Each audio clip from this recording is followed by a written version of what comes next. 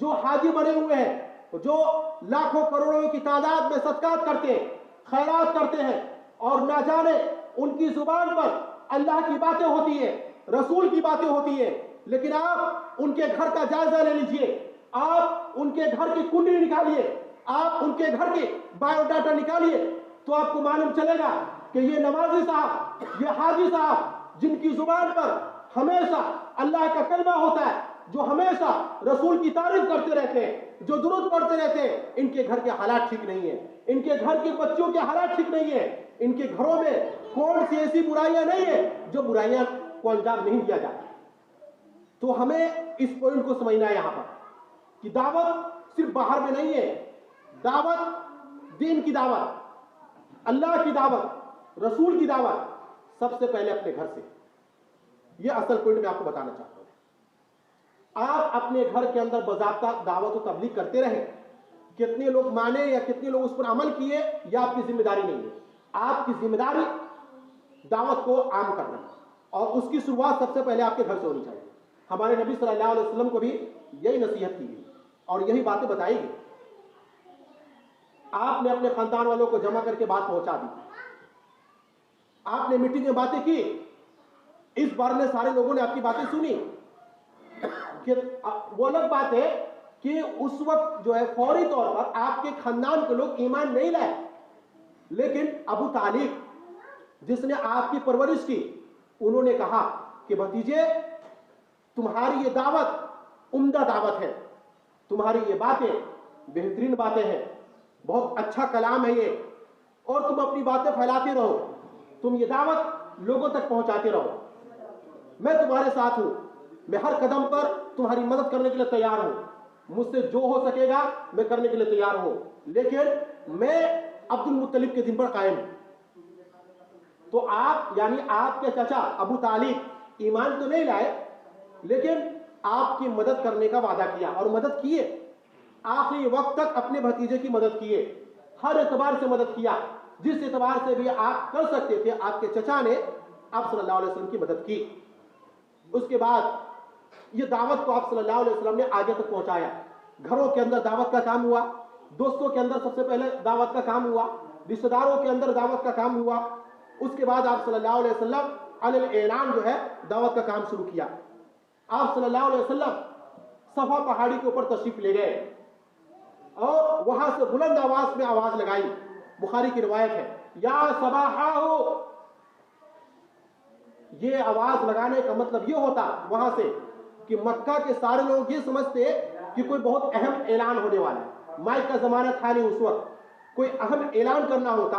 لوگوں کو خبردار کرنا ہوتا، لوگوں کو کسی طرح کی چیتاونی دینی ہوتی، اس پہاڑی کے اوپر سے جو کہ بلند حصوں پر تھا اعلان کیا جاتا اور سارے لوگ گھر چھوڑ کر کے وہاں سے آیا تھے۔ کوئی مریض ہوتا یا کوئی کام میں مشغول ہوتا نہیں بھی آ پاتا تو اپنی جگہ کسی کو بھیجتا۔ یہ آواز اللہ کے رسول نے لگائی، یا صباحا ہو، ہائے صبح، اے لوگوں سنو، سارے لوگ گئے۔ آپ صلی اللہ علیہ وسلم نے فرمایا کہ اگر میں تم کو یہ بتاؤں کہ اس پہاڑی کے پیچھے ایک قوم ہے، ایک فوج ہے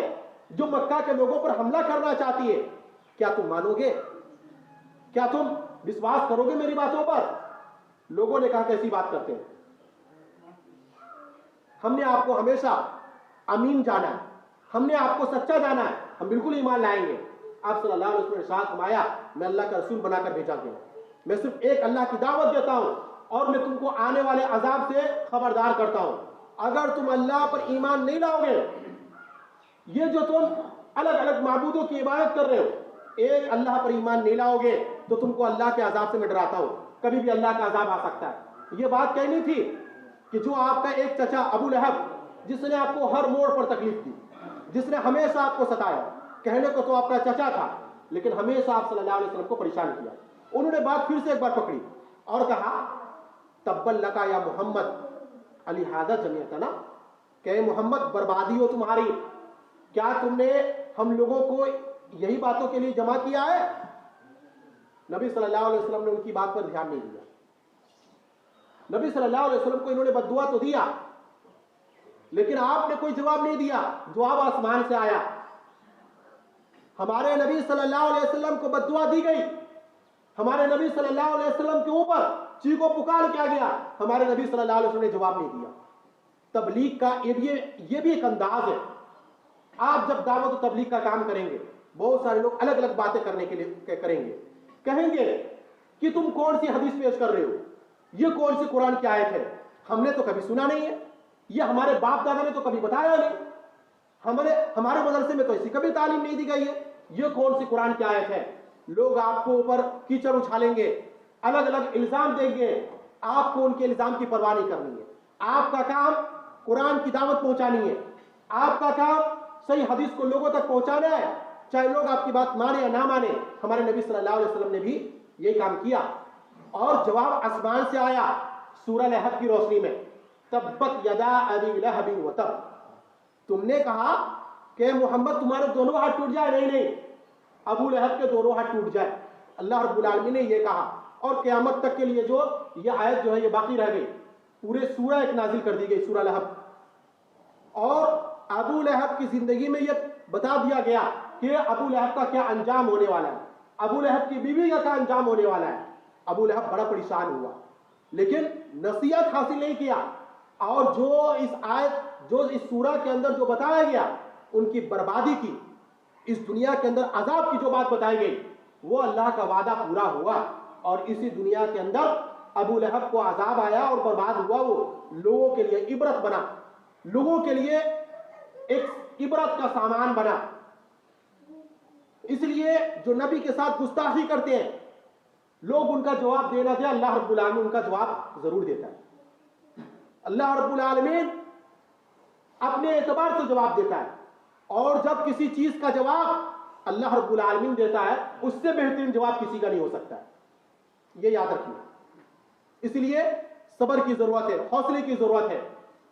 جذبات میں آنے کی ضرورت نہیں ہے۔ اور آج کا محل یہ ہے کہ کبھی آپ صلی اللہ علیہ وسلم کا کارٹون بنایا جائے گا، کبھی آپ صلی اللہ علیہ وسلم کے اوپر غلط ٹپنی کی جائے گی، کبھی نبی صلی اللہ علیہ وسلم کی شان میں گستاخی کی جائے گی،